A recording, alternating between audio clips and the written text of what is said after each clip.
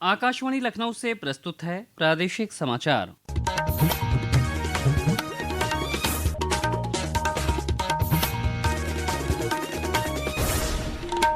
मुख्य समाचार। मुख्यमंत्री योगी आदित्यनाथ ने उत्तर प्रदेश राज्य आपदा प्रबंधन प्राधिकरण मुख्यालय के नवीन भवन का किया लोकार्पण। आपदा के प्रति पहले से सतर्कता, तैयारी और जागरूकता पर दिया जोर। प्रदेश के 826 ब्लॉक प्रमुखों को बनाया गया प्रशासक। पंचायती राज विभाग ने जारी किया आदेश। केंद्रीय युवा और खेल मंत्रालय के चौथे क्षेत्रीय चिंतन शिविर का आज लखनऊ में हुआ समापन। केंद्रीय राज्य मंत्री रक्षा खड़गे ने राष्ट्र निर्माण में योगदान के लिए युवाओं का किया आह्वान। और प्रदेश के कई जिलों में रुक रुक कर बारिश का सिलसिला जारी। राज्य के अधिकांश स्थानों पर अगले 2 दिन भारी बारिश का ऑरेंज अलर्ट।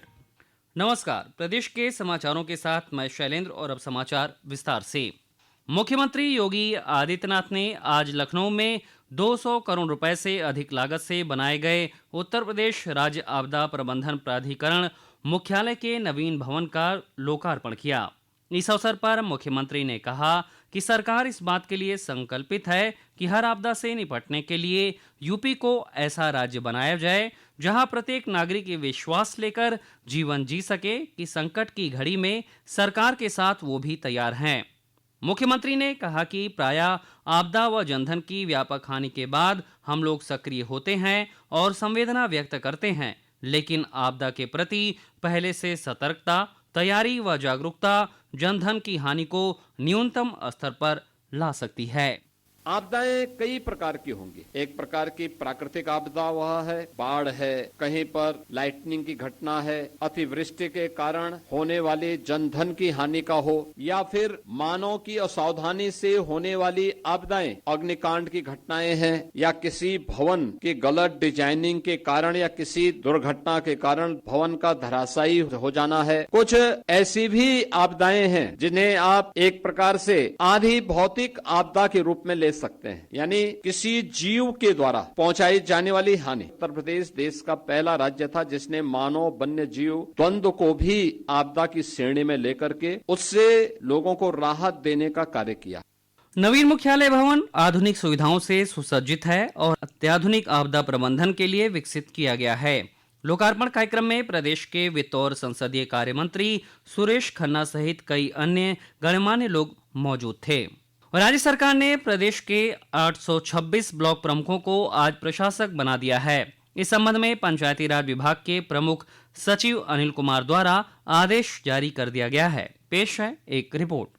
प्रदेश में ग्राम प्रधानों और जिला पंचायत अध्यक्षों के बाद ब्लॉक प्रमुखों को प्रशासक बना दिया गया है। राज्य सरकार ने आज 826 ब्लॉक प्रमुखों की प्रशासक के तौर पर नियुक्त का आदेश जारी कर दिया। ब्लॉक प्रमुखों का कार्यकाल आज समाप्त हो गया है। सामान्य तौर पर कार्यकाल खत्म होने के बाद खंड विकास अधिकारी को प्रशासक बनाया जाता है, लेकिन सरकार के इस फैसले से ब्लॉक प्रमुख आगामी त्रिस्तरीय पंचायत चुनाव होने तक अपने पद पर बने रहेंगे। ब्लॉक प्रमुख कोई बड़ा नीतिगत फैसला नहीं ले पाएंगे, लेकिन सामान्य रूटीन काम करते रहेंगे। ब्लॉक प्रमुख किसी नीतिगत मामले से संबंधित प्रस्ताव डीएम के माध्यम से शासन को भेजेंगे। शासन स्तर पर ही अंतिम मुहर लगाई जाएगी। समाचार कक्ष से फजल इनाम।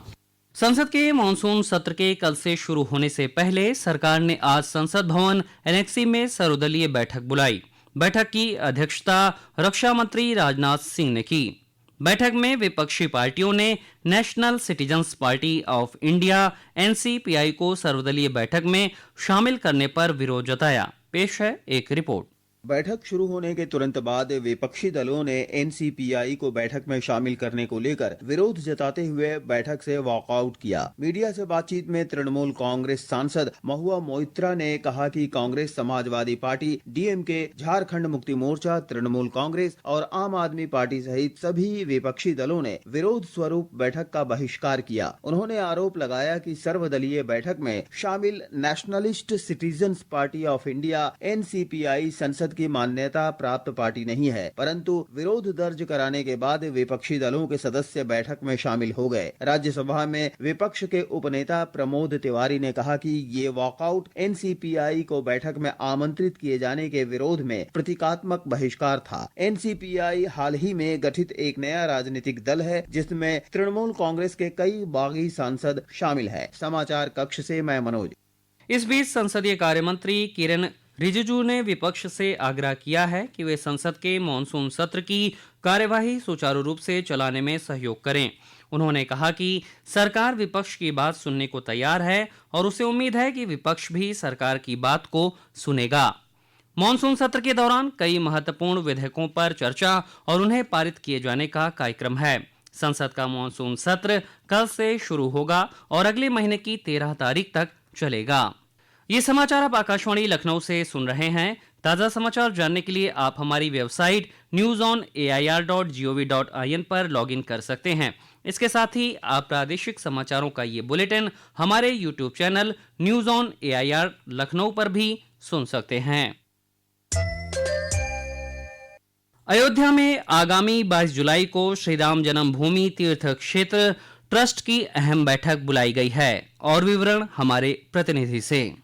अयोध्या में श्री राम मंदिर के चढ़ावे में चोरी के मामले के बीच अब राम जन्मभूमि तीर्थ क्षेत्र ट्रस्ट की 22 जुलाई को अहम न्यासी बैठक बुलाई गई है। बैठक के एजेंडे में SIT की अंतिम रिपोर्ट पर चर्चा और ट्रस्ट की विभिन्न समितियों के पुनर्गठन का प्रस्ताव शामिल है। वहीं दूसरी ओर निर्मोही अखाड़े ने सुप्रीम कोर्ट में याचिका दाखिल कर ट्रस्ट के पुनर्गठन, वित्तीय लेन देन के फॉरेंसिक ऑडिट, ट्रस्ट में उचित प्रतिनिधित्व और मंदिर की पूजा व्यवस्था रामानंदी परंपरा के अनुसार संचालित करने समेत कई मांगे उठाई हैं। अब इस मामले पर सभी की निगाहें 22 जुलाई की ट्रस्ट बैठक और सुप्रीम कोर्ट की सुनवाई पर टिकी है। तन्मय सोनी, आकाशवाणी समाचार, अयोध्या। केंद्रीय युवा और खेल मंत्रालय के चौथे क्षेत्रीय चिंतन शिविर का आज लखनऊ में समापन हो गया। इस अवसर पर केंद्रीय युवा मामलों और खेल राज्य मंत्री रक्षा निखिल खड़से ने कहा कि देश के युवा प्रधानमंत्री नरेंद्र मोदी के विकसित भारत 2047 के विजन को साकार करने की मुख्य प्रेरणा शक्ति हैं। श्री खड़से ने जिला युवा अधिकारियों को संबोधित करते हुए कहा कि युवाओं को सेवा, समर्पण और सामूहिक प्रयास की भावना से आगे बढ़ना चाहिए। उन्होंने शिविर में हुई चर्चाओं को जमीनी स्तर पर लागू करने और युवाओं को राष्ट्र निर्माण में योगदान देने के लिए सशक्त बनाने का आह्वान किया। ये शिविर युवा नीतियों को और प्रभावी बनाने और नशा मुक्ति जैसे अभियानों में युवा नेतृत्व को बढ़ावा देने पर केंद्रित रहा। प्रधानमंत्री नरेंद्र मोदी के नेतृत्व में केंद्र सरकार के 12 वर्ष की उपलब्धियों से जनता को अवगत कराने के लिए आज सिद्धार्थनगर के इटवा में जन चौपाल का आयोजन किया गया। इस अवसर पर स्थानीय सांसद जगदम्बिका पाल ने लोगों को संबोधित करते हुए कहा कि पिछले 12 वर्षों में प्रधानमंत्री श्री नरेंद्र मोदी के नेतृत्व में सरकार के द्वारा किए गए जन कल्याणकारी कार्यों से सबसे ज्यादा फायदा उत्तर प्रदेश वासियों को मिला है। जम्मू कश्मीर में खराब मौसम के कारण श्री अमरनाथ यात्रा और वैष्णो देवी यात्रा आज से रोक दी गई है। मौसम ठीक होने और रास्तों को सुरक्षित घोषित किए जाने के बाद यात्रा फिर से शुरू की जाएगी। अमरनाथ यात्रा का समापन 28 अगस्त को होगा। प्रदेश की राजधानी लखनऊ सहित राज्य के अधिकांश जिलों में आज सुबह से रुक रुक कर बारिश का सिलसिला जारी है। लखनऊ स्थित क्षेत्रीय मौसम केंद्र के वरिष्ठ वैज्ञानिक मोहम्मद दानिश ने बताया कि राज्य के पूर्वी और पश्चिमी जिलों और तराई क्षेत्रों में ये क्रम आगामी 2 दिनों तक जारी रहेगा। उत्तर प्रदेश में मौसम की बात करें तो जैसा कि एक अपर साइक्लोनिक सर्कुलेशन झारखंड और बिहार के ऊपर मौजूद है, साथ ही में जो मानसून ट्रफ है हरदोई और बनारस से पास हो रहा है, जिसकी वजह से आज प्रदेश में अच्छी वर्षा हुई लखनऊ समेत, और ये सिलसिला आने वाले अगले 24 घंटे में भी रहेगा और आने वाले अगले 3 दिनों तक इसी तरीके से प्रदेश के अलग अलग हिस्सों में, स्पेशली जो तराई बेल्ट है वहाँ पर भारी वर्षा की संभावना है। जो बुंदेलखंड रीजन है वहाँ पे भारी वर्षा की भी संभावना है। और अंत में मुख्य समाचार एक बार फिर। मुख्यमंत्री योगी आदित्यनाथ ने उत्तर प्रदेश राज्य आपदा प्रबंधन प्राधिकरण मुख्यालय के नवीन भवन का किया लोकार्पण। आपदा के प्रति पहले से सतर्कता, तैयारी और जागरूकता पर दिया जोर। प्रदेश के 826 ब्लॉक प्रमुखों को बनाया गया प्रशासक, पंचायती राज विभाग ने जारी किया आदेश। केंद्रीय युवा और खेल मंत्रालय के चौथे क्षेत्रीय चिंतन शिविर का आज लखनऊ में हुआ समापन। केंद्रीय राज्य मंत्री रक्षा खड़से ने राष्ट्र निर्माण में योगदान के लिए युवाओं का किया आह्वान। और प्रदेश के कई जिलों में रुक रुक कर बारिश का सिलसिला जारी। प्रदेश के अधिकांश स्थानों पर अगले 2 दिन भारी बारिश का ऑरेंज अलर्ट। इसी के साथ प्रादेशिक समाचारों का ये बुलेटिन समाप्त हुआ। अगला बुलेटिन रात 8 बजे FM पर प्रसारित किया जाएगा। नमस्कार।